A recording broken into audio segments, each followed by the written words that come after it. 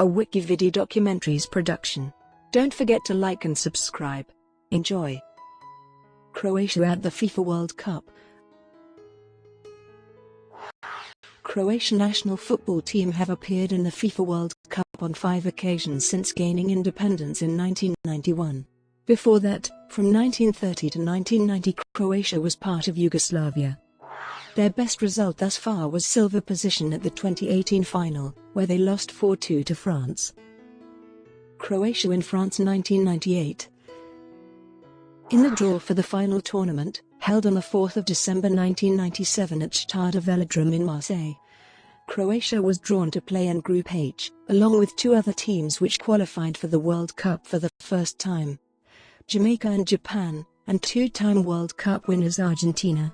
In their first match, Croatia beat Jamaica 3-1, in a game memorable for Croatia's first ever World Cup goal, an opener scored by Mario Stanic in the 27th minute.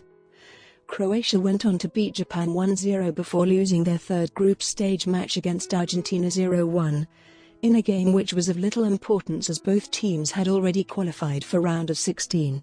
In round of 16, Croatia faced Group G winners Romania and won the game through a penalty converted by Davor Suker in stoppage time of the first half after a foul on Aljoza Asanovic by Gabriel Popescu. After that, Croatia faced Germany in the quarter-finals, in a game which was at the time touted by the Croatian media as a great opportunity to get back at Germany, as it was them who had knocked out Croatia in the UEFA Euro 1996 quarter-finals 2 years earlier. In the 40th minute, Christian Warnes received a direct red card and was sent off for fouling Davor Suker, and Robert Jani opened the scoring 8 minutes later in stoppage time of the first half. Goran Vlahovic and Davor Suker added a second and third, and the game ended in a 3-0 win, which is still regarded by fans and the media as one of the most memorable matches Croatia ever played. Croatia went on to face hosts France in the semi-finals, but lost the game 1-2 when an opener scored by Suker in the 46th minute was immediately equalised by Lilian Thuram the following minute. Thuram also scored France's second goal in the 69th minute. These were the only 2 goals Thuram ever scored for France in an international career spanning from 1994 to 2008, which saw him earn a total of 147 caps. After Croatia's exit, manager Blažević was heavily criticised by Croatian press for not sending in Robert Prsinecki soon enough after France took the lead. Croatia captain Zvonimir Boban tried to take the blame for the defeat, saying that he felt he needed to be substituted, but wanted to stay on the pitch just a little while longer. After being knocked out in the semi-finals, Croatia looked for consolation against Netherlands in the third-place match played just 3 days later at Parc des Princes. Croatia went on to win 2-1 through goals by Suker and Prsinecki, but after the final whistle, Dražen Ladic was labelled player of the match, for a career-best performance which saw him save numerous shots from Patrick Kluivert, Clarence Seedorf, and Mark Overmars. Squad. Manager Miroslav Blažević included the following 22 players in the finals tournament squad. The 16 players who were capped at least once in one of the 7 matches Croatia played in France are highlighted in bold.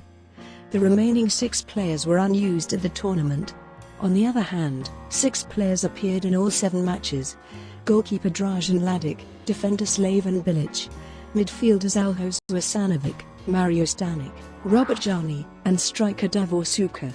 Out of 11 goals scored by Croatia at the tournament, 6 were scored by Davor Suker, who was awarded the Golden Shoe Award for the top goal scorer of the tournament, as well as the Silver Ball Award as the second most outstanding player of the tournament.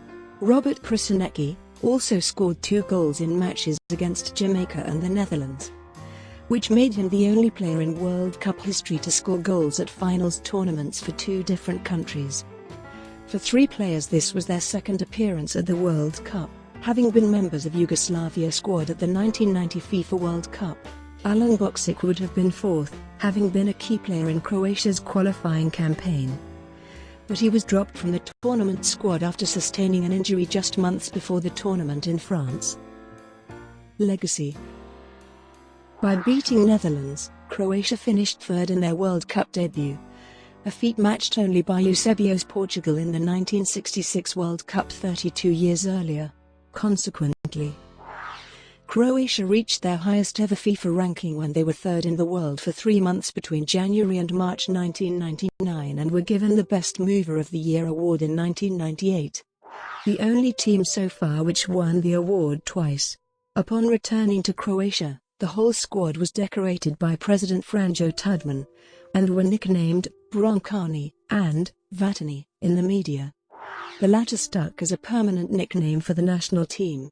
Most players continued playing for the team throughout the UEFA Euro 2000 qualifiers, but after Croatia failed to qualify, manager Miroslav Blažević resigned, and soon after that some of the players retired from the national team.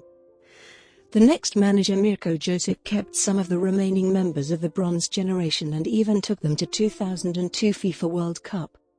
But they failed to make an impact at the tournament and almost all of them retired soon afterwards. But a number of them later became prominent figures in Croatian football. Zvonimir Boban went into sports publishing and took over as CEO of Croatia's sports daily Sportske Novosti in 2005 and worked as a commentator for Italian television stations. Suka launched his line of sports apparel and established a football academy carrying his name.